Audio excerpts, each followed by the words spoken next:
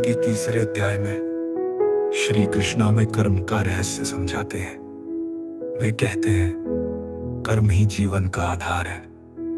बिना कर्म के ना तो शरीर टिक सकता है और ना ही आत्मा की प्रगति हो सकती है। लेकिन यहाँ एक गहरी शिक्षा है, कर्म करो परंतु फल की आसक्ति मत रखो।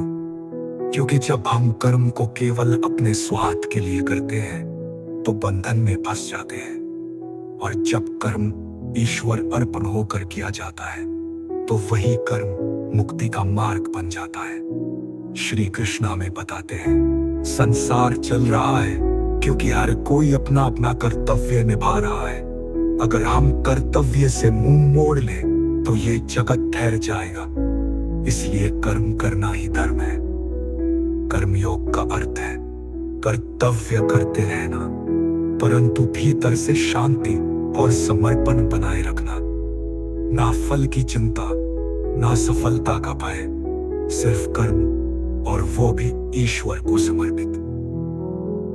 याद रखिए, जो मनुष्य निस्वार्थ भाव से कर्म करता है वो धीरे धीरे अहंकार, दुख और मोह से मुक्त हो जाता है, और यही कर्मयोग आत्मा को परम शांति की ओर ले जाता है।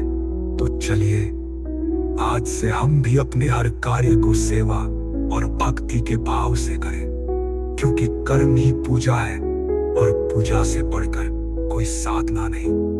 अगर ये संदेश आपके हृदय को छू गया तो शांति वाइब चैनल से जुड़े, जहां हम रोज मिलकर गीता के ज्ञान, भक्ति और ध्यान की ज्योति को फैलाते हैं कि उन्हें शांति पाए, शांति बांटे।